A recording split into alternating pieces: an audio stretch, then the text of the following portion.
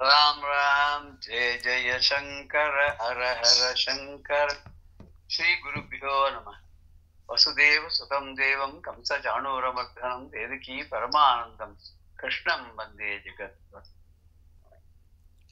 உலகலாம் உணர்ந்து உதற்கரியவன் நிலவுலாவிய நீழ்மொழிவேணியன் அலைகள் ஜோதியன் நம்பலத்தாடுவான் மலர் சிறப்படி வாழ்த்தி வணங்குவான். உலகம் யாவையும் தாமுள வாக்கலும் நிலை வருத்தலும் நீக்கலும் நீங்களா அலைகளா விளைய ஆட்டுடைய அவர் தலைவர் அந்தவர்க்கே சரண் நான்கடே. சங்கராச்சாரியம் சத்குரும் சந்திரசேகர் அஸ்மத் ஆச்சாரியவர்யச்ச பிரணதோஸ்து புன புனः. இந்த ஆச்சாரியனை வந்தனம் பண்ணிட்டு ஸ்ரீ குருபியோ நமகான்னு ஆரம்பிச்சிட்டா அது அவளுடைய பொறுப்பா போயிடுது. நமக்குன்னு எந்த கவலையும் பட வேண்டாம். குருவுடைய அதுதான் வரன்யாசம்னு வைஷ்ணவ சம்பிரதாயத்துல உண்டு. குரு கிட்ட போய் அவர்கிட்ட நமஸ்காரம் பண்ணி என்னுடைய இது வரைக்கும் பண்ணிருக்க பாப்பங்கள் எல்லாம் நீங்க மன்னிச்சிருங்கோ, இனிமே நான் நல்லபடியா இருக்கேன் அப்படின்னு சொல்லுவா. அவ உடனே என்ன பண்ணுவான்னா, உன்னுடைய பாபத்தெல்லாம் நான் ஏத்துட்டேன், நான் ஸ்ரீமன் நாராயணன்ட்ட சமர்ப்பிச்சு விடுறேன் அப்படின்னு சொல்லி, இனிமே எந்த தப்பும் பண்ணாத, பாபம் பண்ணாத அப்படின்னு சொல்லி கையில தோள்பட்டையில சங்க சக்கர முத்திரையை பதிச்சிருவா. அது ஒரு அச்சு மாதிரி வச்சுருப்பா. அது ஹீட் பண்ணி அது வெத்தலை ஒரு வாட்டி குத்தி எடுத்துட்டு அப்புறம் 2 கையிலயும் இது பண்ணுவா. ஒரு 10 நாளைக்கு அது புண்ணா இருக்கப்பறம் ஆறிடும். எதுக்கு நான் பண்றேன் அப்படின்னாக்க, நம்ம தோல்ல சங்கரையும் சங்கரத்தையும் நம்ம ஏந்தின்னு இருக்கோம்னாக்க அதுக்கு சாரூபியம் கிடைச்சு கொடுத்தோன்னு அர்த்தம். பெருமாள் சங்க சக்கரை ஏந்தின்னு இருக்க மாதிரி நமக்கு அந்த ரூபம் கிடைச்சு கொடுத்து, அதனால நம்ம என்ன பெருமாள் மாதிரி நம்மளும் சுத்தனாக இருக்கணும். அத மனசா வாச்சா கர்மனா ஒரு பரிசுத்தமான ஒரு வாழ்க்கையை நடத்தக்கூடியவனா இருக்கணும், எந்த கருதலும் யாருக்கும் பண்ணக்கூடாது அப்படின்ற ஒரு நினைவுபடுத்துறதுக்காக அந்த பரன் ஞாசம் சுமையை இறக்கி வச்சு விடுறது. எங்கன்னா ஆச்சாரியன் திருவிடையில இறக்கி வச்சு விடுறது. அந்த ஆச்சாரியன் நம்மள நல்லபடியா வழி நடத்தின்னு போயிடுவார். நமக்கு ஆச்சாரியனே யாருன்னா அந்த பரமேஸ்வரன் தான். சதாசிவ சமாரம்பாம் சங்கராச்சாரிய மத்தியமாம் அஸ்மத் ஆச்சாரிய பரியந்தாம் குரு பரம்பராம்னு குரு பரம்பரைக்கு முதல் ஆச்சாரியானா இருக்கிற அவ நாராயணன் வைஷ்ணவ சம்பிரதாயம் சொல்ற. நம்ம சதாசிவன் சொல்லி அவரை சொல்ல. ஏன்னா சதாசிவன் தான் தட்சிணாமூர்த்தி, தட்சிணாமூர்த்தி தான் சங்கரர், சங்கரர் தான் இப்ப வரைக்கும் நம்ம வெறியா வரைக்கும் எல்லாம் அவரே தான் அப்படிங்கிறதுனால நம்முடைய அத்வித்தியம்ங்கக்கூடிய ஒரு பாவத்துல நம்ம போறதுனால நமக்கு அந்த துவைத்த பாவமே கிடையாது. அவ என்ன சொல்லுவா, துவைத்தம்னு ஒண்ணு இருந்தா தானே அதுல இல்லைன்னு நெகேட் பண்ண முடியும். நம்ம என்ன சொல்றோம்னா, 2ன்னு இருந்தா தானே இன்னொன்னு கிட்ட பயமோ பாசமோ பந்தமோ எல்லாம் ஏற்படுது. ஒண்ணுமே எல்லாம் ஒண்ணுதான் விட்டா நம்ம ஒரு எந்த விதமான பாதிப்புக்கும் உள்ளாகாம இருக்கோமே. ஆனா அந்த காலத்துல பெரிய அடியார்கள்லாம் என்ன பண்ணினாக்க, இது ஒரு ஒதுக்காக ஒரு ஒரு முன்னுரையாக நம்ம இன்னைக்கு பார்க்க போற பாடலுக்கு எடுத்துன்னு போறோம். அந்த காலத்துல பக்தின்னு பண்ணா, பக்தி எப்படி பண்ண அப்படின்னா எதையுமே விரும்பாம பக்தி பண்ண, எதையும் கேட்கணும்ன்றதுக்கு பக்தி பண்ணல. நான் என்ன உங்ககிட்ட கேட்கறது, நீ என்ன எனக்கு தரது. ஒரு அம்மா எப்படி பாக்குறா, அம்மா என்ன பண்றான்னாக்க, குழந்தை கேட்டா அதுக்கு பால் நினைந்துட்டும் தாயினும் சாலப்படுதுன்னு அம்மாவே வேளா வேலைக்கு பார்த்து பால் கொடுத்து எல்லாம் காப்பாத்துறாளே, அவளை விட நீ தாயினும் சிறந்தவன் இல்லையா? உனக்கு நான் கேட்கணுமா? நான் கேட்காதே நீ கொடுத்தாதான் உனக்கு பெருமை. நான் கேட்டு கொடுத்தா அப்புறம் என்ன இருக்கு? சாதாரண ஒரு மனுஷன் அள்ளி கொடுக்கறதுக்கும் நீ கொடுக்கறதுக்கு என்ன ஒரு சம்மந்தம்? அவன் கிள்ளி கொடுக்குறான், நீ அள்ளி கொடுக்குற, அதை தவிர வேற என்ன விசேஷமா இருக்கு அப்படின்ற மாதிரி பகவானோட ஒரு சௌலபியமா அவன் சண்டை போட்டிருக்கக்கூடிய நம்ம பக்தரெல்லாம் கூட பார்த்திருக்கோம். ஒரு சில பேர் நான் பணிஞ்சேன்னு எனக்கு என்ன கிடைச்சது அப்படின்னு சொல்ல. பாரதியார் சொல்லும் போது, பயனெண்ணாமல் உழைக்க சொன்னால், பக்தி செய்தனை பிழைக்க சொன்னால், துயரில்லாது என்னை செய்து விட்டால் துன்பம் என்ப அப்படின்னு ஒரு பாடல்ல பராசக்தியை பத்தி சொல்லும் போது, என்னை பக்தி பண்ணி உழைக்க சொன்னாலாம். எப்பவுமே பயன் கருதாதே, பலன் வேண்டாதே. எது இது வேணும், நான் இதை பண்ணிருக்கேன், இதுக்கு என்ன தருவேன். இப்ப முக்காவசியம் நம்மளாம் அப்படித்தானே பண்றோம். பகவான்கிட்ட உனக்கு இந்த நான் அபிஷேகம் பண்றேன், இந்த அர்ச்சனையை நான் பண்றேன், இந்த ஸ்துதியை நான் பண்றேன், நீ எனக்கு என்ன தருவேன், அதை தரணும், என்ன தருவேன்னு கேட்கறது ஒரு கட்சி. இன்னொரு கட்சி இதெல்லாம் எனக்கு வேணும் கொடு லிஸ்ட் போட்டு. கோவில நம்ம போய் அர்ச்சனை பண்ணும்போது என்ன பண்றோம், ஒரு 5 ரூபாய்க்கு சீட்டு வாங்கிக்கிறோம், ஒரு 10, 20, 25 ரூபாய்க்கு எல்லாம் தேங்காய் பழம் வெத்தலை எல்லாத்தையும் எடுத்துன்னு போறோம். கொடுத்துட்டு அவர் கையில தீர்த்தத்தை கொடுத்து ஐயா சுத்தம் பண்ணிங்கோங்கிறார். அப்புறம் யார் பேருக்கு அர்ச்சனைங்க, நம்ம ஒரு 15 பேர் லிஸ்ட் வச்சிருக்கோம். ஆத்துல அத்தனை பேர் வேறுன்னு சொல்லி அவ அத்தனை பேருக்கு என்ன வேணும்னா அவர் சொல்றார், இந்தெல்லாம் அப்படின்னு சொல்லி இதெல்லாம் கிடைக்கிறதுக்காக நம்ம அதுக்கு மேல ஒரு 4-5 பரீட்சையில பாஸ் பண்ணணும். பையன் பாஸ் பண்ண பையனுக்கு வேலை கிடைக்கணும், பொண்ணுக்கு வந்து நல்ல வரனா கிடைக்கணும், குழந்தைகள் இல்லாத பெரிய பிள்ளைக்கு குழந்தைகள் பிறக்கணும். இப்படி நம்ம வரிசையா வச்சுட்டு இருக்கோமே தவிர எதுவுமே வேண்டாம், சுவாமி பேருக்கு அர்ச்சனை பண்ணுங்க, எனக்கு என்ன வேணும்னு அவருக்கு தெரியுமே அப்படின்ற ஒரு பாவம் நமக்கு வந்துடுச்சோம்னா நம்ம சுவாமியோட சண்டை போட முடியும். ஏன்னா எதுவுமே எதிர்பார்க்கறது இல்லை இல்லையா? அவர்கிட்ட எதுவும் எதிர்பார்க்காத இருக்கும்போது ஒரு நண்பன் கிட்ட எதையும் எதிர்பார்க்காத பழகிறோமோ இல்லையோ. அதனாலதான் சுந்தரமூர்த்தி நாயனார் எதுவுமே எதிர்பாராது இருந்து பகவானுடைய அவ்வளவு ஒரு சௌலபியத்தோட இருந்தார். அவரோட சண்டை போடுற அளவுக்கு வைத்தியகாரான்னு கூப்பிடுற அளவுக்கு அவருக்கு வந்து உரிமை இருந்து இல்லையா? பித்தா பிறைசூடின்னு கூப்பிடுற அளவுக்கு. ஆனா அப்பேற்பட்டபடி இது பண்ணா ஒரு பக்தர் என்ன சொல்றாருனாக்கா, இந்த பாரு, நான் வந்து உன்னுடைய ஒரு ரூபத்தை தவிர வேற எதுவும் என் மனசுல நான் வச்சுக்க மாட்டேன், உன்னுடைய அன்பர்கள் தவிர அடியாளை தவிர வேற யாருடைய நான் சேர மாட்டேன், அப்புறம் வந்து மற்ற சமயங்கள் மற்ற மதங்கள் இதெல்லாம் நான் விரும்ப மாட்டேன்.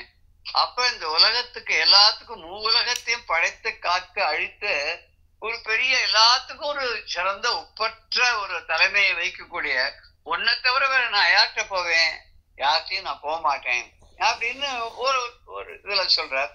இன்னொருத்தர் என்ன சொல்றாருனாக்க, தாயை காட்டுன்னு ரொம்ப அதிகமா இனிய அன்போட என்னை காப்பாத்துற என் மன்னனே, நீ வந்து எப்பேற்பட்டவன்னா பொன்னை போல பிரகாசிக்க கூடிய ஜடாமுடியை தாங்கி கொண்டிருக்கிறாய். நீ அப்படிப்பட்ட நீ ஒரு மரம் போல பயனில்லாத பட்டு போன மரம் போல பயனில்லாத இருக்கேன்னா, ஆனா ஒன்னே ஒண்ணு மாத்திரம் நான் பண்றேன், என்ன அப்படின்னாக்க உன்னையே உறவாக கொண்டு வேற யாரையும் மனசுல நினைக்காத இருக்கேன் இல்லையா, நான் போகவும் மாட்டேன். அப்படி இருக்கிறதுனால இது உண்மைங்கிறதுனால நீ வந்து என் மனசை நன்னா அறிவை, நீயும் என்னை விட்டு போக கூடாது, நான் உன்னை விட்டு போகாத இருக்கிற மாதிரி நீயும் என்னை விட்டு போகாத இருக்கணும்.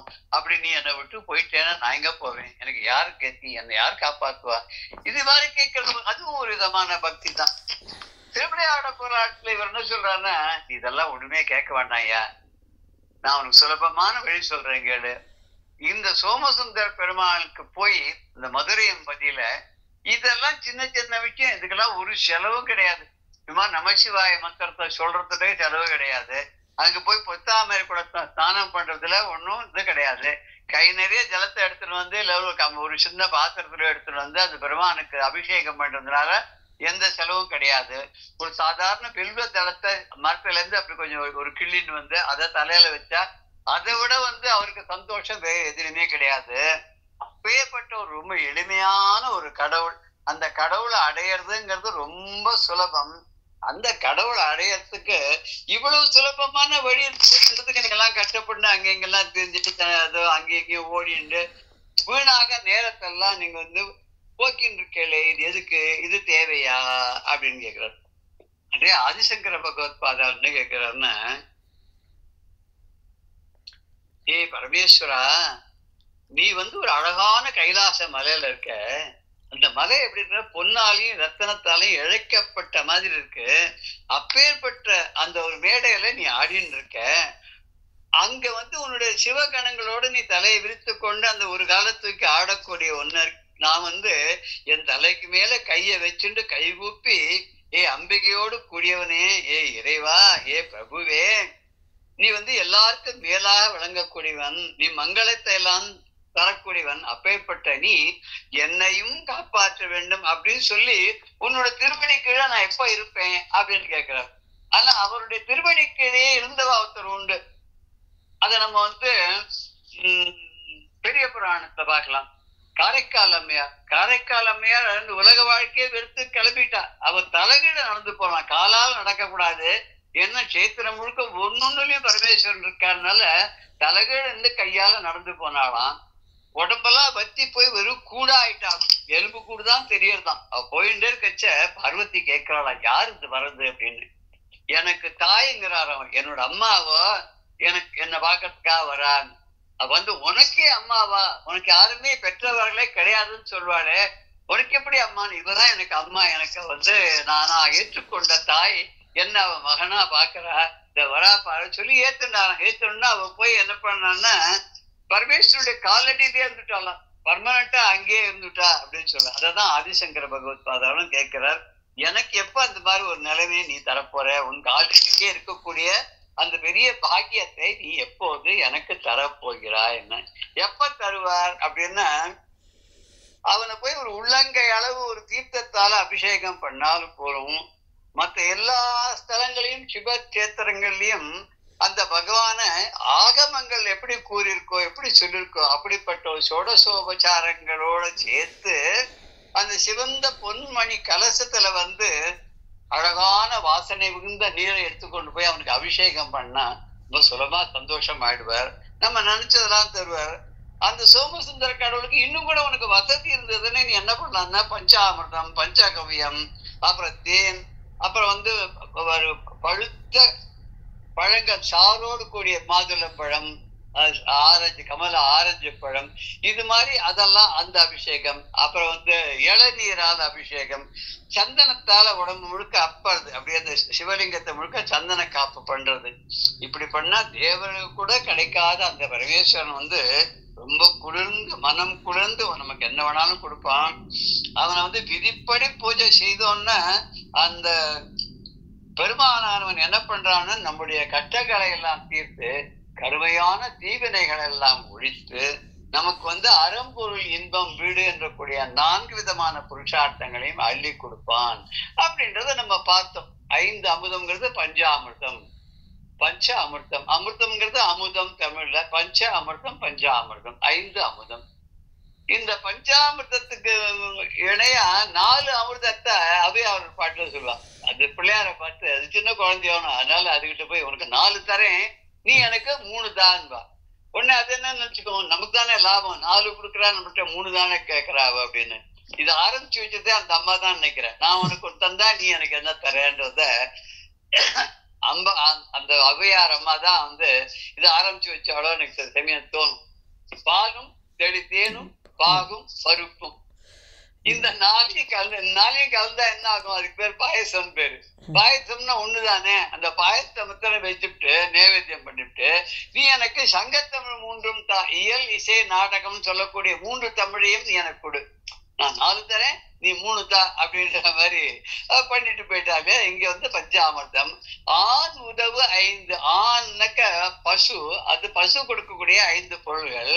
அதுக்கப்புறம் சாந்தம் அப்படின்னா சந்தனம் அப்படின்னு பார்த்தோம். இதெல்லாத்தையும் நம்ம சுவாமிக்கு நம்ம அர்ப்பணம் செய்தோம்னா நமக்கு நல்ல பெரிய புண்ணியம் கிடைக்கும். மற்ற கஷேத்திரங்கள் எல்லாத்துக்கும் போய் செஞ்ச எல்லா புண்ணியங்களும் இந்த ஒரு கஷேத்திரத்திற்குடைய சோமசுந்தருக்கு செஞ்சாலே நமக்கு எல்லாம் கிடைக்கிறதுன்னா, அடுத்ததும் நம்ம பார்த்துட்டோம்னு நினைக்கிறேன்.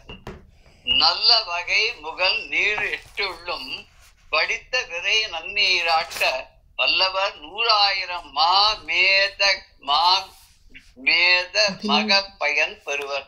வாச நாணம் எல்லாவிற் குங்கும சாந்தம் மிகை பலவும் அட்டித்தோர் எழிலா தெய்வ முல்லை நகையாரோடும் விரைக்கலவை குடித்து இன்பம் மூழ்கி வாழ்வார் அப்படின்னு இந்த பாடல ஆரம்பிச்சோம். இல்ல 16 வரைக்கும் பார்த்துட்டோம்.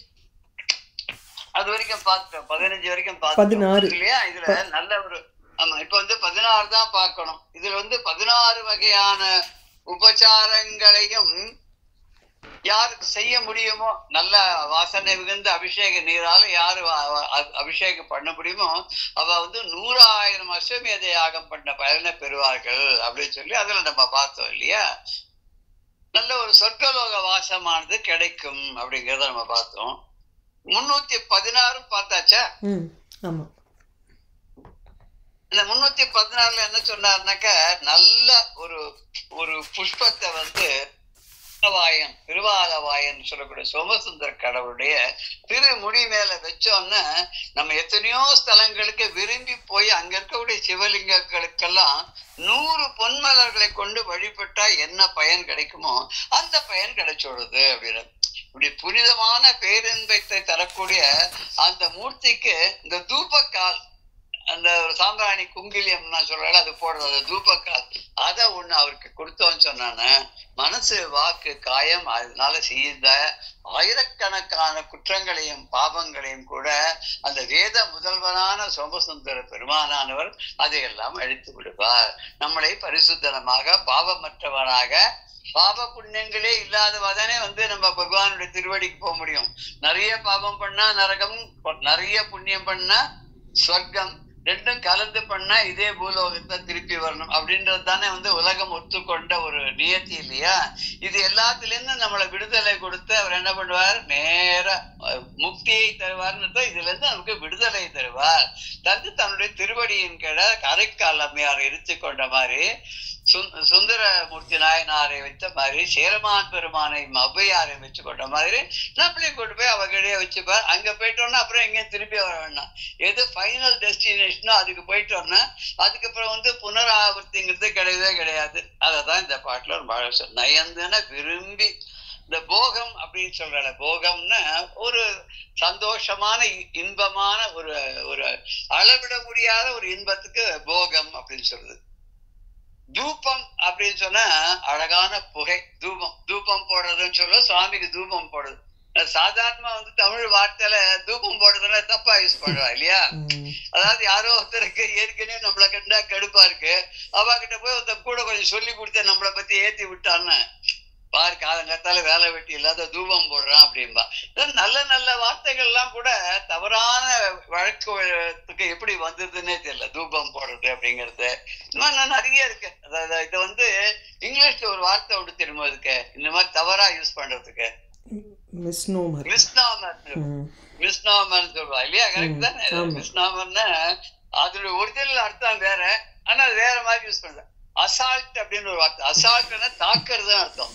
அதாவது ஒருத்தருக்கு அவளை அறியாமல் அவளை தாக்குறது, அதுக்கு பேர் அசால்ட்னு பேரு. இவ தமிழ்ல அவன் சும்மா அசால்ட்டா அந்த காரியம் பண்ணுவாங்கிறா. அசால்ட்டானாக்கா ஒரு எந்த சிரமமுமே இல்லாத அப்படி ரொம்ப சுலபமா, அதி சுலபமா பண்ணிடுவா அப்படின்றதுக்கு இவ அந்த வார்த்தையை யூஸ் பண்ற. அப்படி வேற ஒரு மொழியில இருந்து ஒரு வார்த்தையை எடுத்து இவ ஒரு புது அர்த்தத்தை கொடுத்து அப்படி பண்ணிட்டு இருக்கா. இப்ப நம்ம அடுத்த 317வது பாடல். இதுல இந்த மூர்த்தி விசேஷத்துல 27வது பாடலாக அது அமையது. திரு அமுது நிவேதிப்போர் ரவி போர் அவிழொன்றுக்கு யுகம் என்றாக சிவலோகத்தின் மருவி நிறை போகமுடன் வைகுவர் தாம்பூல முகவாசமீந்தோர் பொறுவரிய கடவுளர் ஆண்டு ஒரு 100 கோடி சிவபுரத்து வாழ்வார் ஒரு பழித விளக்கிடுவோர் வெண்ணிறமும் கண் உதலும் உடையார் ஆவர். திரு அமுது நிவேதிப்போர் அவிழ் ஒன்றுக்கு யுகம் ஒன்று ஆக சிவலோகத்தின் மருவி நிறை போகமுடன் வைகுவர் தாம்பூல முகவாசம் ஈந்தோர் பொறுவரிய கடவுளர் ஆண்டு ஒரு 100 கோடி சிவபுரத்து வாழ்வர் ஒரு பழித விளக்கு இடிவார் வெண்ணிறம் கண் நுதலும் உடையவர் ஆவர். இப்ப ஓரளவுக்கு புரியும். அந்த இறைவனுக்கு திரு அமுதுன்னு சொன்னாக்க அவருக்கு ஹவிஸ். நம்ம சாதாரண சிவனுக்கு எதையுமே கலக்காத ஒரு அன்னத்தை தான் நைவேத்தியம் பண்ணுவா. ஆகுதியிலேயே அப்படிதான் கொடுப்பா இல்லையா? ஹோமத்தெல்லாம் ஆகுதி பண்ணும்போது சிவனுக்கு வெறும் ஹவிஸ் சொல்லிட்டு எந்த கலப்பும் இல்லாத ஒரு அன்னத்தை தான் அதுல போடுற வழக்கம் இல்லையா? அதனால இறைவனுக்கு அந்த திரு அமுதுன்னு சொன்னா, அமுதுனாலே பகவானுக்கு ஒரு அந்த அமிர்தம் போன்ற இந்த ஒரு படைப்பு கொடுக்கறதுன்னு அர்த்தம்.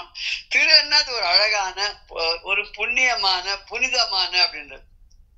வைஷ்ணவ சம்பிரதாயத்துல கூட சுவாமிக்கு பாயசம்ன்றத திருக்கண் அமுதும்பா. கண்டருள பண்ணி அவர் கண்டு நமக்கு அருளை பண்ணும்படியாக செய்யறதான் இந்த நிவேதியத்தை பண்றதுனால. ரொம்ப அழகான வார்த்தைகள்லாம் இந்த சம்பிரதாயத்துல நிறைய இருக்கும். ரொம்ப ஆச்சரியமா இருக்கும். திருக்கண் அமுது. அப்புறம் எல்லாத்துக்கும் ஒரு ஆழ்வார் சேர்த்துடுவாவா. எதை எடுத்தாலும் ஒரு ஆழ்வார், கருட ஆழ்வார். அப்புறம் மொத்தத்திற்கும் ஆழ்வார்கள் 12 பேர் நமக்கு நிர்ணயம் பண்ணி கொடுத்திருந்தாலுமே நிறைய ஆழ்வார்கள் வந்து ஆதிசேஷனுக்கு ஆழ்வார் சொல்றார், பரத ஆழ்வார் பரதனுக்கு ஆழ்வார் அப்படின்னு சொல்றார். இங்க திரு அமுதுன்னா பகவானுக்கு படைக்கக்கூடிய அந்த அன்னத்திற்கு திரு அமுது அப்படின்னு சொல்றார். அதை நிவேதனம் செஞ்சோன்னா அவருக்கு படைச்சோன்னா ஒரு பருக்கைக்கு ஓர் அவிழ் ஒன்று இருக்கு சொன்னா அந்த அவிழ்ங்கிறது ஒரே ஒரு பருக்கை. அந்த அதுல நம்ம ஒரு கரண்டி எடுத்து நைவேத்தியம் பண்றோம் அப்படின்னு சொன்னா அதுல ஒரு பருக்கை அந்த அன்னத்துக்கும் ஒரு யுகம் அப்படின்னு கணக்கு பண்ணி சிவலோகத்துல நமக்கு வாழ்க்கை அமையுமா. அப்படி அமையக்கூடிய ஒரு போகத்தை அரும்போகத்தை நமக்கு அவர் தருவாராம். அதுக்கப்புறம் தாம்பூலம், அது முக வாசனை. முக வாசனை அப்படின்னா தாம்பூலத்துல இந்த கற்பூரம், பச்சை கற்பூரம், அப்புறம் ஏலக்காய், கிராம்பு, ஜாதிக்காய் இதெல்லாம் போட்டு ஒண்ணு வாசனை. கற்பூர வீட்டிகா மோத சமாகர்ஷதிகந்தரா அப்படின்னு சொல்லி லலிதா நாமத்துல இல்லையா. என்ன அது என்ன அர்த்தம் அதுக்கு? கற்பூர வீட்டிகா ஆமோத சமாகர்ஷ திகந்தர. ஸோ கற்பூர வீட்டிகாங்கிறது அந்த வெத்தலைல வந்து கற்பூரம் அதெல்லாம் போட்டு கிராம்பு கிம்பு அதெல்லாம் போட்டு மடிச்சு கொடுக்கறது இல்லையா. ஸோ அதனுடைய வாசனையினால திக் அந்தரா எல்லா திக்குகளிலும் அந்த வாசனை பரவுறது. அம்பாளுடைய முக தாம்பூலம், அந்த தாம்பூல வாசனை. கற்பூர வீட்டிகா ஆமோத சமாகர்ஷ திகந்தரா, எல்லா திக்குகள்ல இருக்கிறவர்களையும் வசீகரணம் பண்ற, இழுக்கிறது, வசீகரம் பண்ணி இழுக்கிறது அப்படின்னு. அது மாதிரி அந்த தாம்பூலத்தை அந்த வாசனையோடு சேர்ந்து இவருக்கு கொடுக்கணுமா, சிவனுக்கு கொடுக்கணுமா. கொடுத்தோன்னா 100 கோடி தேவ வருஷங்கள் சிவபுரத்துல வாழ்வாராம். தேவ வருஷங்கள்னு சொல்றதுக்கு இது வந்து 100 கோடி தேவ வருஷர்கள்னா அடே அப்பா, அது வந்து நினைச்சே பார்க்க முடியல இல்லையா. அதான் நம்முடைய வந்து ஒரு வருஷம் வந்து அவளுக்கு ஒரு நாளாம், தேவர்களுக்கு பித்திருக்களுக்கு எல்லாம் ஒரு நாளாம். சோ ஒரு வருஷம் அவளுக்கு ஒரு நாள்னா அவளுடைய 365 நாள் வந்து அவளுக்கு ஒரு வருஷம். அது மாதிரி 100 கோடி வருஷம். அப்ப 100 கோடி வருஷத்தை 365 அப்படின்னு கணக்கு பண்ணோம்னு சொன்னான்னா அப்பா எங்கேயோ இருக்குல்ல. 365 × 365 × 100 கோடி. அதாவது அங்கேயே பர்மனண்டா இருப்பான்னு சொல்லிடலாம். இதை விட யுகம் முடிஞ்சாலும் அங்கேதான் இருப்பான்னு சொல்லிடலாம். அந்த மாதிரி சொல்லத நிவேதிப்போனா நைவேத்தியம் செய்பவர்கள், அமுதை படைப்பவர்கள். மருதின சென்றுன்னு அர்த்தம். மருதி மருதி சிவலோகத்தில் மருவி என சிவலோகத்தை அடைந்துன்னு அர்த்தம். முகவாசம் அப்படின்னா அந்த 5 பொருள்களை சேர்ந்து இந்த வாசனையோடு கூடியதாக. அதுக்கு அது ஏலம், லவங்கம், பச்சை கற்பூரம், ஜாதிக்காய் இதெல்லாம் ஒரு 5 ஐட்டம்.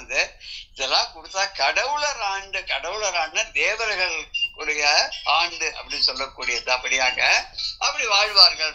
பலிதம் அப்படின்னாக்க கற்பூரம், பலிதம் கற்பூரம்.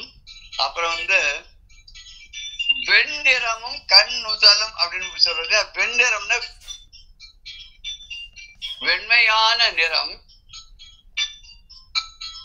போனதா அடிக்கிறதா இங்க இல்லையே உங்களோட இல்லையா கேட்கறது. பலிதம்னா கற்பூரம், அது வெண்ணிறம். கண் நுதல்னாக்க நுதல்னா நெற்றி, நெற்றியில இருக்கக்கூடிய கண் நுதல் அப்படின்னா நெற்றியில இருக்கக்கூடிய கண்ணை உடைய. அப்படி கண்ணை உடையவர் யாரு? சிவன். அந்த சிவனுடைய ரூபமே நமக்கு கிடைக்குமா. இப்ப நம்ம வந்து பெருமாளுடைய கோயில்லாம் போய் பார்த்தோம்னா வாசல்ல 2 துவாரபாலகா நிக்க வச்சிருப்பான். அந்த 2 துவாரபாலகால் பார்த்தாலே விஷ்ணுவுடைய சுரூபமா சிவன் நாராயணன் மாதிரியே இருப்பா. சங்க சக்கர கதாதாரியா வந்துருப்பா. என்ன ஒரே ஒரு இது வித்தியாசம் அப்படின்னு சொன்னாக்க உள்ள இருக்கிற பெருமாளுக்கு லட்சுமி கட்டாட்சத்தோட ஹிருதயத்துல அம்பாள் உட்கார்ந்துன்னு இருப்பா. இங்க இவாளுக்கு அது கிடையாது. சோ அவளுக்கு சாலோகம் கிடைக்கும், சாமீபியம் கிடைக்கும், சாரூபம் கிடைக்கும், சாயுஜ்யமும் கிடைக்கும். ஆனா பெருமாள் ஆகிட முடியாது. யாருமே பெருமாள் ஆக முடியாது. அதைத்தான் வந்து மத்வ சம்பிரதாயத்துல துவைத்தம் அவ என்ன சொல்றான்னா நீதான், அவர் தான், நீ அவர் ஆகவே முடியாது, அவர்கிட்ட போகவும் முடியாது. உனக்கு ஏதோ ஒரு விலோகம் கிரியேட் பண்ணி கொடுப்பார், உனக்கு ஏதோ பதவியை கிரியேட் பண்ணி கொடுப்பார், எல்லாம் பண்ணுவார். நீ எல்லாம் அங்கெல்லாம் போய் அங்கேயே இருக்கிறதெல்லாம் அப்பா அந்த மாதிரிலாம் தவறான கணக்கெல்லாம் போடாதப்பா அப்படின்னு மத்துவ சம்பிரதாயத்துல அவ சொல்ற. இருக்கும் அதுக்கு ஏதாவது ஒரு காரணம் அவட்ட இருக்கும், இல்லாத இருக்காது. இப்ப இந்த பாடலை நம்ம பார்க்கலாம். திரு அமுது இறைவனுக்கு ஒரு நல்ல புனிதமான அமுதத்தை நிவேதிப்போர்னா நிவேதனம் செய்வோர், நைவேத்தியம் செய்பவர்கள் அவன் என்ன பண்ணுவான்னா அவிழ் ஒன்றுக்கு, அதாவது ஒரு பருக்கை அன்னத்திற்கு யுகம் ஒன்று என, ஒரு யுகம், ஒரு வருக்கைக்கு ஒரு யுகம் அப்படின்ற மாதிரி சிவலோகத்தின் மருவி சிவலோகத்தை அடைந்து சிவ சாயுஜ்யத்தை அடைந்து நிறை போகமுடன், குறைவே இல்லாத நிறைந்த போகங்கள் இன்பங்களுடன் வசதிகளுடனே வைகுவர் அங்கேயே இருப்பாவா, அங்கேயே நின்றுப்பா. தாம்பூல முகவாசம் இருந்தோர், வாசனையோடு கூடிய அந்த தாம்பூலத்தை அவருக்கு படைத்தால் அவ எப்படி இருப்பா அப்படின்னாக்க 100 கோடி சிவபுரத்து வாழ்வார். சிவபுரத்திலே அந்த கைலாசத்துல 100 கோடி தேவர்களுடைய ஆண்டு வாழ்வார்கள். தேவர்கள் எவ்வளவு நாள் இருப்பாரோ அந்த கடவுள்லாம் அவளுக்கு எப்படி கணக்கோ அது மாதிரி வாழ்வார்கள். ஒரு பளித விளக்கு இடுவோர், ஒரு பளித விளக்கு அப்படின்னு சொன்னா கற்பூர தீபம் காட்டுறது, கற்பூரத்தை வச்சு அதுல ஒரு தீபத்தை அழகா காமிக்குது. அப்படி காமிச்சாக்க விளக்கிடுவோம், விளக்கு இடுவோர். சேர்த்து படிச்சோம்னா விளக்கிடுவார் அப்படின்னு சொன்னாக்க விளக்கம் தருவார்னு ஆயிடும். இங்க விளக்கு இடுவார், ஆ பிளஸ் இ, விளக்கு இடுவார். விளக்கு அதுல கூ வருது, இடுவார்ல ஈ வருது, ஊ பிளஸ் இ, அது வந்து எதா இங்க வந்து அந்த ஊ போயிடுது. விளக்கு இடுவோர் அது கீ ஆயிடுது, விளக்கு இடுவோர்னு விளக்கிடுவோர்னு ஆயிடுது. அப்படி கற்பூர தீபத்தை காட்டி விளக்கையும் ஏற்றி வைப்பவர்கள் வெண்ணிறமும், வெண்மையான நிறம் அப்படின்னா என்ன அர்த்தம்னா இந்த கருமை இல்லாத கருப்பெல்லாம் நீங்கு, குற்றங்கள் எல்லாம் நீங்கி வெண்மையாக, வெண்மைன்னு இந்த இடத்துல ஒரு சிவப்பு கலந்த தேவர்கள் மாதிரி பளபளன்னு இருக்கிறவா. அப்படி ஜோதி சுரூபமாக இருக்கக்கூடிய அந்த கண் நுதலும் உடையவர் அவர். எப்படி சிவபெருமானுக்கு நெற்றியில ஒரு கண் இருக்கிறதோ அதே போல இந்த சிவபெருமானுக்கு, நம்ம எல்லாருக்குமே நெற்றியில ஒரு கண் இருக்குன்னு தான் சொல்லுவா. பகவானுடைய படைப்புல நம்ம எல்லாருமே 3 கண்ணோட பிறந்தவர்கள் தான் அப்படின்னு ஒரு வழக்கு உண்டு. அந்த நெற்றி கண் அப்படிங்கறது அந்த ஆக்ஞா சக்கரம் அப்படின்னு சொல்றா இல்லையா, அதுதான் நினைக்கிறேன். அந்த நெற்றிக்கண்ணை வந்து ஏதோ ஒரு யோக சாஸ்திர பிரகாரம் வந்து குண்டலினி யோகத்துல அதை பிராக்டிஸ் பண்ணி அதை ஒரு நல்ல தேர்ச்சி பெற்ற வந்தவாளுக்கு அந்த கண் திறக்கும். அது வந்து ஞான கண் அப்படின்னு சொல்ற. அந்த கண் திறந்தா நம்ம 6 அறிவு உள்ள பகுத்தறிவு கொண்ட மக்கள் எல்லாம் 7 அறிவு உள்ள தேவர்களுக்கு சமமாக ஆயிடுவார்கள்லாம் சொல்றா. நமக்கு அதெல்லாம் யார் பிராக்டிஸ் பண்றான்னு தெரியல. அந்த யோக சாஸ்திரத்துல பதஞ்சலி யோகமோ யோக சாஸ்திரமோ வேற மற்ற இதெல்லாம் யார் அதெல்லாம் படிச்சு அது வந்து குருவுடைய ஒரு அனுகிரகத்தோட தீட்சை வாங்கிட்டு யாரும் அடைஞ்சிருக்கான்னு நமக்கு தெரியல. பட் இதுல வந்து அந்த மாதிரி இருக்குன்றது இவாளெல்லாம் சொல்றது இல்லைன்னு நமக்கு புரியுது. அடுத்த பாடல், நரும் திருமஞ்சனம் எடுக்க குடம் ஆட்ட மணிக்கலச நல் வாசம் பெருந்தகையை தீபக்கால் மணியின் பிறவும் கங்குல் தெரும் கதிர்கான் மணிமாட மதுரை நாயகருக்கு இந்தோர் செய்த பாவம் வெறுந்துகள் செய்த ஐம்பொறிக்கும் பெருந்தூட்டும் பெருங்காம வெள்ளத்தாழ்வார். நரும் திருமஞ்சனம் எடுக்க குடம் ஆட்ட மணிக்கலச நல்வாசம்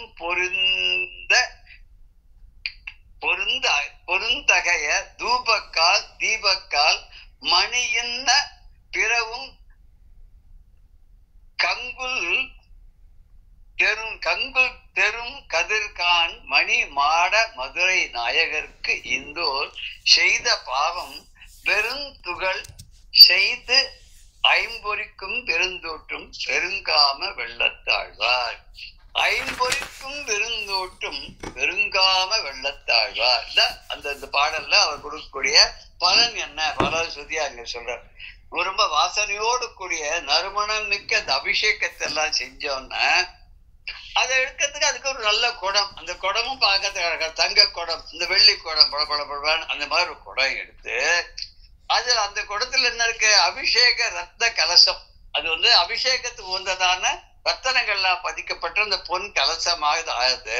அதுல நல்ல வாசனையோடு கூடிய தூபக்காலையும் சேர்த்து அப்புறம் நிறைய மணிகள் பல ரத்தினங்கள்லாம் இழைக்கப்பட்ட அதெல்லாம் ஒட்டப்பட்ட அப்படி அப்பேற்பட்ட ஒரு தூபக்கால் தீபக்கால் அந்த ஒரு குடம் இதெல்லாம் கொண்டு நல்ல வாசனையான நீரை கொண்டு போய் அந்த பெருமானுக்கு அபிஷேகம் செய்யும் போது இருளை ஓட்டும் மணிகள், அந்த மணிகள்லாம் எப்படி இருக்கு அப்படின்னாக்க அந்த ஊருக்கு லைட்டே வேண்டாம். எல்லா அந்த மதுரையும் பதில அந்த காலத்துல நான்மாட குடல்ல எல்லா விதமான மாட மாளிகைகளும் கூட கோபுரங்களும் எப்படி இருந்ததுன்னா நிறைய மணிகளால இழைக்கப்பட்டதா இதுதான். அதனால என்ன ஆகும் அப்படின்னு பகலானாலும் சரி ராத்திரி ஆனாலும் சரி பகல் மாதிரியே இருக்குமா. மதுரையும் பதி முழுக்க ஒரே ஜெகஜோதியா இருக்குமா. அங்க எழுந்தெடுக்கக்கூடிய சோமசுந்தரர் என்றும் நாயகர் அந்த அந்த ஊருக்கு தலைவனாக விளங்கக்கூடிய அந்த கடவுளான சோமசுந்தரருக்கு பண்ணினோம்னு சொன்னாக்க அவ செஞ்ச பாவங்கள்லாம் தூள் தூளாய் போயிடுமா, தவிடு பொடியாகி போயிடும். தவிடு பொடியாயின்னா அது இருக்கிற இடம் தெரியாத மறைஞ்சு போயிடுமா. 5 பஞ்சேந்திரியங்களுக்கும் ஞானேந்திரியங்கள் சொல்லக்கூடிய பஞ்சேந்திரியங்களுக்கும் விருந்து கொடுக்கக்கூடிய அளவுக்கு ரொம்ப இன்பமான இன்ப வெள்ளத்துல நம்ம மூழ்கும்படியாக அந்த புண்ணியமானது நம்மளை செய்துவிடும் அப்படின்னு சொல்றாரு.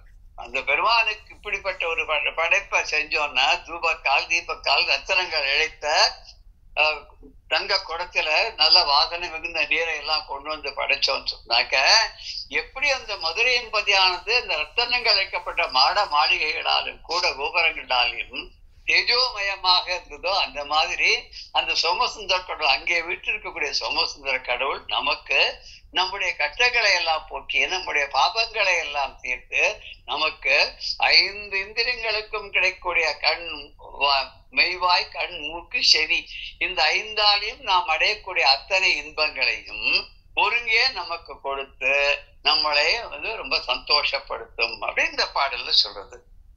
நறும் திருமஞ்சனம் எடுக்க, நறும் திருமஞ்சனம் ரொம்ப மிகுந்த வாசனையுடைய, அதாவது எசன்ஸ் சொல்லாத உண்மையிலேயே ஒரு அந்த ஒரு பூனா அந்த பூனுடைய வாசனை, அப்புறம் ஒரு கற்பூரம் பச்சை கற்பூரம் பச்சை கற்பூரத்துல வாசனை, ஏலக்காய் அந்த ஏலக்காய் ஒரிஜினல், இது எல்லாத்தையும் சேர்த்து திருமஞ்சனம் எடுக்க அவருக்கு அபிஷேகம் பண்றதுக்காக எடுத்துட்டு எதுல எடுத்துட்டு போகணும், குடம் ஆட்ட நல்ல அழகான குடத்துல தங்க குடத்துல இதெல்லாம் வச்சுண்டு மணிக்கலசம் அதுல ரத்தனங்கள்லாம் இழைக்கப்பட்ட அந்த அழகான அந்த ஒரு பொன்மயமான அந்த குடத்திலே அந்த வாசனை மிகுந்த நீரை எடுத்து கொண்டு போய் அவருக்கு வந்து அபிஷேகம் பண்ணும். நல்ல வாசம் பெருந்தகைய தூபக்கால் தீபக்கால் மணியின்ன பிறவும் இதுவும் கொடுக்கணும். ஏன்னா தூபக்கால் கொடுக்கணும். எதுக்குன்னா சுவாமிக்கு அந்த குங்குலியம் போட்டு அந்த புகையை வந்து சுவாமி காட்டுறது. அவருக்கு என்னத்தினால அபிஷேகம் பண்ண போல சாதாரண இந்த புகை போடுற வழக்கம் நம்மளாம் கூட பார்க்கலாம். வீட்டுல வந்து இந்த தலைக்கு ஸ்நானம் பண்ணாக்க அது ஈரம் போகணுன்றதுக்காக நம்ம இது நம்ம சாம்பிராணி புகை போடுறோம் இல்லையா, அது மாதிரி சுவாமிக்கும் சாம்பிராணி. அது அப்ப அந்த காலத்துல குங்கிலியம், அது இப்போ இருக்கு குங்கிலியம்னு ஒரு பொடி. அது வந்து ஒரு மாதிரி ஒரு பவுடர், ஒரு அது பசுமையான ஒரு நிறமா இருக்கும், ஒரு காபி பொடி கலர்னு சொல்லலாம், அப்படி இருக்கும். அது போட்டா வாசனை சும்மா ரொம்ப தூரத்துக்கு அந்த வாசனை இருக்குமா. அப்படிப்பட்ட இந்த பிற வாசனை மிகுந்த பொருள்களை எல்லாம் நம்ம அந்த குடத்தோட இழைக்கப்பட்டு அதுக்குள்ள இழைக்கப்பட்ட அந்த குடத்துல அந்த நீரோட வாசனை மிகுந்த நீரோடு அபிஷேகம் பண்ணினா பின்ன இது தவிர மணியின்ன பிறவும் இது போல இன்னும் மற்றவைகள் என்னென்னலாம் இருக்குமோ பகவானுக்கு படைக்கிறதுக்காக எதெல்லாம் விசேஷமா இருக்கும் அத்தனையும் கொண்டு அவனுக்கு படைச்சாக்க கங்குல் தெரும் கதிர்கான் அப்படின்னு சொன்னா கங்குல்னா இரவு, அந்த தெரும்னா விரட்டுறது, அப்படி தூள் தூளாகி போயிடுது. இந்த கங்குல் தெரும்னா இருளை எல்லாம் பொடி பொடியாக்கி தூள் தூளாக்கி விரட்டக்கூடிய கதிர்கான் மணிமாட மதுரை, மணிகளை எல்லாம் பதிக்கப்பட்ட மாடங்களை உடைய அந்த மதுரையம் பதி இருக்க, அந்த மதுரையம் பதியில அப்பேற்பட்ட நாயகருக்கு ஈந்தோர் அந்த தலைவனாக விளங்கக்கூடிய அந்த மதுரையம் பதிக்கு தலைவனாக இருக்கக்கூடிய சோமசுந்தர கடவுளுக்கு ஈந்தோர்னா கொடுத்தவர்கள். ஈதல்னா கொடுத்தல் அர்த்தம். திருக்குறள்ல கூட ஈதலை பத்தி ரொம்ப விசேஷமா சொல்லிருக்காரு. இந்த ஈதல்ங்கிற வார்த்தை தமிழ் வார்த்தை தான். தெலுங்குல கூட வந்து அந்த ஈதல்ங்கிற வார்த்தை அவ வேற எதுவும் யூஸ் பண்றோம். வாளுக்கு ஈ அண்டி அப்படின்னா அவளுக்கு கொடு, அப்படிங்கிறா இல்லையா, அந்த ஈதல்ங்கிறதனுடைய வந்ததுதான் அந்த வார்த்தையும் அப்படியே தோன்றது எனக்கு. அது எவ்வளவு தூரம் உண்மை தெரியாது. தமிழ்ல இருந்து தமிழோட சார்ந்த மொழிகளாக அவைகள்லாம் இருக்கிறதா இருக்கு. அப்படி செஞ்சாக்க செஞ்ச பாவம் எல்லாம் போயிடுமா. நம்ம என்னென்ன பாவம்லாம் பண்ணிருக்கோமோ அத்தனை பாவங்களையும் அந்த பெருமானானவர் ஓட்டி விடுவார், தூள் தூள் ஆகிடுவார். வெறும் துகள்கள் செய்து தூள் தூள ஆக்கி அதெல்லாம் கண்ணுக்கு தெரியாத அளவுக்கு அது தூள் ஆக்கிடுவாராம். ஆக்கி நமக்கு வந்து விளக்கி எங்கேயோ கொண்டு போய் போட்டு விடுவாராம். போட்டுட்டு அதுக்கப்புறம் என்ன போடுவார், ஐம்பொறிக்கும் விருந்தூட்டம், நம்முடைய பஞ்சேந்திரங்களுக்கும் விருந்தாக நமக்கு பெரிய பெரும் காம வெள்ளத்து ஆழ்வார். நமக்கு எல்லா சுகபோகங்களையும் வெள்ளமாக நமக்கு கிடைக்கும்படியாக எடுத்து நமக்கு வந்து அதுல ஆழ்ந்து இருக்கும்படியாக மூடி இருக்கும்படியாக சந்தோஷத்தில் கிடைக்கக்கூடியவராக நமக்கு அந்த இறைவன் பண்ணி விடுவார். ஆட்டன அபிஷேகம் செய்ய அர்த்தம். கங்குல்னா இரவு, கங்குல் பகல் அப்படின்னு சேர்ந்து வரும், இரவு பகல் அப்படின்னு. அடுத்த பாடல், கயல் இசையை கண் உமைகோன் இரு முன்னர் பல்லியமும் கல்லென்று ஆற்ப இயல் இசையை பாடலினோடு ஆடல் இவை செய்விப்போர் இருமாப்பு எய்தி புயல் இசைய வியங்களிப்ப மூலம் தொழு அரசராய் பொலங்கொம்பாடும் செம் பாடும் செயல் இசைய வணங்கனைய ஆடரங்கு கண்டு இன்ப செல்வத்து ஆழ்வார். இந்த கயல் இசைய கண் உமை கோன் திரு முன்னர் பல்லியமும் கல்லென்று ஆர்ப்ப இயல் இசைய பாடலினோடு ஆடல் இவை செய்விப்போர் இருமாப்பு எய்தி. இப்படி விரிச்சாதான் அது அர்த்தம் வரும் நமக்கு. இருமாப்பு எய்தி புயல் இசைய வியங்கு அளிப்ப மூ உலகும் தொழ அரசராய் பொலங்கொம்பாடும் செயல் இசைய வணங்க அணையர் ஆடரங்கு கண்டு இன்ப செல்வத்து ஆழ்வர். இதுக்கு என்ன அர்த்தம் சொல்றாருனாக்க, மீன் போன்ற கண்களை உடைய அந்த உமையாள் அந்த பார்வதி அம்மை இருக்காரு, அவருடைய கணவனாக விளங்கக்கூடிய அந்த இறைவனான சோமசுந்தர கடவுள் இருக்காரு. அவர் முன்னாடி இப்ப வந்து அபிஷேகம் எல்லாம் பண்ணாச்சு, அலங்காரம் எல்லாம் பண்ணியாச்சு, வாசனாதி திரவியங்கள்லாம் படைச்சாச்சு. அப்புறம் அவருக்கு வந்து அவரை மகிழ்விக்கிறதுக்காக இசையெல்லாம் சொல்லியோ சங்கீதம் அவதாரைய அப்படின்னு சொன்னாலும் சோடசோபச்சாரத்துல அது மாதிரி பல இசை கருவிகள்லாம் ஒலிக்கும்படியாக இந்த இயல் இசை பாடல்கள் இதெல்லாம் வச்சு அதோட ஆடல் எல்லாம் இயல் இசை ஆடல் இதெல்லாம் பண்ணி அவர் முன்னாடி எல்லாத்தையும் செஞ்சு பாட்டு பாடுறது, வேதம் சொல்றது, அப்புறம் வந்து நாயன்மாருடைய தேவாரங்கள் பண்களை எல்லாம் இசைக்கிறது. அப்படி இருந்தாக்க இருமாந்து மூவுலகம் தொழ நம்ம அப்படின்னா ரொம்ப பெருமையோட இருமாந்துன்னு அப்படியே ரொம்ப நமக்கு பெருமை தாங்க முடியல. அப்படி அப்பேற்பட்ட ஒரு நிலையில மூவுலகம் தொழ, இந்த 3 உலகங்களும் நம்மளை தொழும்படியாக மேகம் போல இசைக்கருவிகளை எல்லாம் ஒலிக்கக்கூடிய, அதாவது ராஜா வராருன்னு ராஜா வரத்துக்கு முன்னாடி டப டப டப டப டபன்னு அந்த பறை சாற்றுதல் சொல்றா இல்லையா, அப்படி வந்து முரசுகள் எல்லாம் முழங்குறது இல்லையா, அப்படி முரசுகள் எல்லாம் முழங்கும்படியாக நம்ம அரசருக்கு ஒப்பாக ஆகி பொற்கொம்பு போன்ற இதுல வருது இல்லையா, பொலங்கொம்பு ஆடும், பொலங்கொம்புனா தங்கம் போல மின்னக்கூடிய கொம்பு போல அவ்வளவு மெல்லியதா இருக்கலாம். அப்பேற்பட்ட ஒரு கொம்பு போன்ற தேவ மகளிர் ஆகிய பெண்கள், தேவகுலத்து பெண்கள் அவளாம் சேர்ந்து மேடையில ஆடுறாளாம். அதை பார்த்து அதனால இன்பம் அடையக்கூடிய அந்த இன்பக் கடல்ல மூழ்கும்படியான நமக்கு ஒரு அருளை அவர் பண்ணுவார். அப்படின்னு எப்படி அந்த மீன் போன்ற கண்களை உடைய உமையாளுடைய தலைவனாக இருக்கக்கூடிய அந்த இறைவன் முன்னாடி பல இசைக்கருவிகளை எல்லாம் ஒலித்து பாடல்கள் பாடி அப்புறம் வந்து ஆடல்களை எல்லாம் ஆடி, அப்படி யாரு அவரை சேவிக்கிறாரோ, அவருக்கு யாரு பூஜை பண்றாரோ அவெல்லாம் நம்ம அப்படி இருமாப்போட அர்த்தம். நமக்கு இந்த பெருமை யாருக்கும் கிடைக்கல அப்படின்ற ஒரு எண்ணத்தோட சந்தோஷத்தோட மேகம் எப்படி இடிக்கிறதோ, அந்த மேகத்தினுடைய இடி ஓசை எப்படி இருக்கோ அது மாதிரி இடி ஓசை போன்றக்கூடிய முரசுகள் ஒலிப்ப. மழை பதற சிலமந்தி அலமந்து மறைவேறி முகில் பார்க்கும் திருவையாறுன்னு அப்பர் சுவாமியோட இதுல வருது. அதான் இங்க முரசு ஒலிக்கிறதா சாயங்காலம் 6 மணிக்கு பிரதோஷ நேரத்துல திருவையாறுல ஐயாரப்பருக்கு. அப்ப இந்த முரசு ஒலிச்சு எல்லாரும் பாடுறா ஆடுறா எல்லாம் பண்ணி சுவாமி ஊர்வலம் வராரா சுத்தி. அப்ப அங்க இருக்கிற குறைக்கெல்லாம் என்ன இடி இடிக்கிறது போல் இருக்க, மழை வருமோன்னு கிடுகிடுன்னு மரத்து மேல ஏறி உச்சியில போய் பாக்குறதா மேல இங்க மழை வருதா அப்படின்னு சொல்லிட்டு, மேகம்னா இருக்கா மழை வருமா இன்னும் பயந்து போய் பாக்குறதா. அந்த முழவு அதுற அப்படின்னு சொல்லுங்க. அது மாதிரி இங்க முழவுன்னா முரசெல்லாம் ஒலிக்கிறது. ராஜா அவராருன்னா முரசு ஒலிக்கிறது.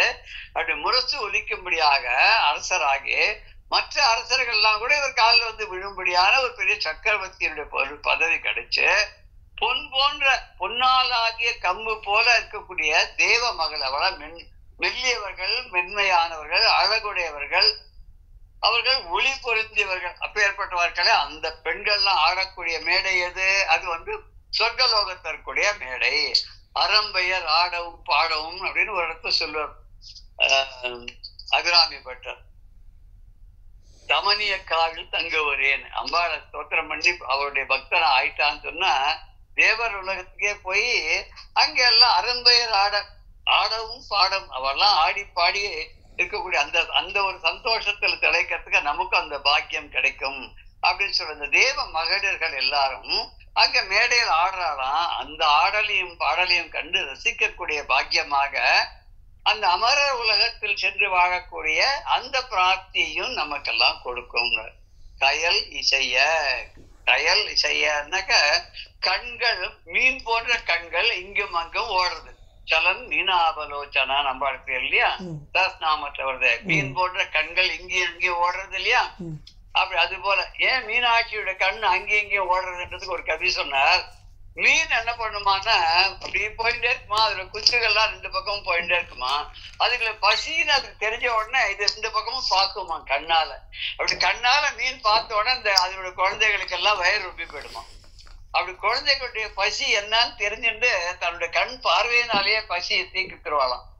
அதே மாதிரி காமாட்சி அவருடைய கண் எப்படின்னாக்க நம்ம மனசுல என்ன ஆசைகள் இருக்குன்றத அவளே தெரிஞ்சுட்டு அந்த ஆசையெல்லாம் நியாயமானதை அதான் பூர்த்தி பண்ணிடுவாளாம்.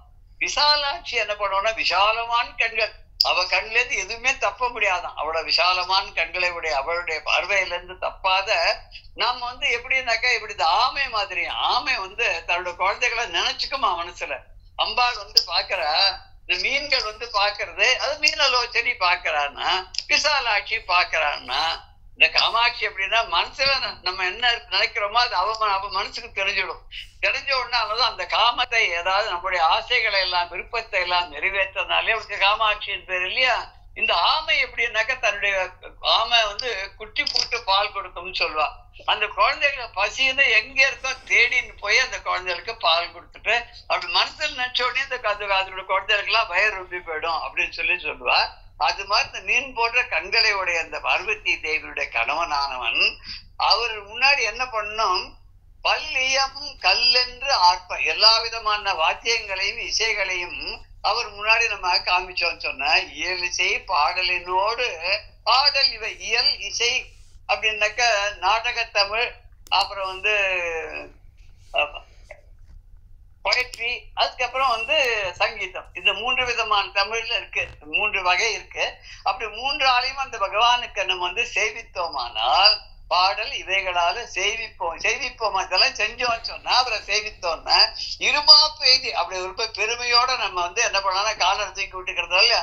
அப்படி காலர் தூக்கி விட்டு இருக்கிற மாதிரிக்கு புயல் இசைய வியங்கழிப்ப, அதாவது புயல் வந்ததுன்னா அப்போ அதனுடைய சத்தம் இடியினால வியங்கழிப்பான்னு ஆகாசம் முழுக்க நிறைஞ்சிருக்கு. அப்பேற்பட்ட அந்த ஒரு சமயத்துல 3 உலகங்களும் தொடுபடியாக சக்கரவர்த்தியாக இருக்கும் போது எப்படி முரசொலியோட அந்த ராஜா வராரோ அது மாதிரி ஒரு பதவியை அடைந்து தொழ அரசராய் ராஜாவா இருந்துட்டு பொலங்கொம்பு ஆடும் ஒரு வெள்ளிய பொன்னாலான கொம்பு போல இருந்து கொண்டு ஆடக்கூடிய செயல் இசைய அணங்கு அணைய செயல் இசையன நாட்டியத்தை செய்யக்கூடிய அணங்கள் பெண்கள் இருக்காளே தேவர் உலகத்து பெண்கள் அவர்களுடைய அவர்கள் ஆடக்கூடிய அந்த அரங்கு, அந்த மேடை எங்க இருக்கோ அப்பேற்பட்ட அந்த தேவர் உலகத்துக்கே சென்று அங்க அந்த சொர்க்கலோகத்துல வசித்துக் கொண்டு இதையெல்லாம் அனுபவித்துக் கொண்டு இன்ப செல்வத்து ஆழ்வர், இன்பம் தரக்கூடிய, இன்பம் நிறைந்த, சுகமே இருக்கக்கூடிய, எல்லாம் சுகமே இருக்கு இன்பமே இருக்குன்னா திகட்டி போயிடும். அப்பப்போ நமக்கு வந்து அங்கங்க சின்ன சின்னதா சில கஷ்டத்துக்கு நடுவுல இன்பம் வந்தாதான் அந்த இன்பத்துடைய அருள் நமக்கு தெரியும், அருமை தெரியும் நமக்கு. இந்த பாடல் சொல்றார். இதுக்கு மேல இன்னும் என்னென்னலாம் கிடைக்கும் அப்படிங்கறது அடுத்த பாடல்ல வரப்போறது. அதை நம்ம அடுத்த செக்ஷன்ல விரிவாக நம்ம பார்க்கலாம். ஜெய ஜெய சங்கர, ஹர ஹர சங்கர, ஸ்ரீ குருபியோ நமः. ராம் ராம்.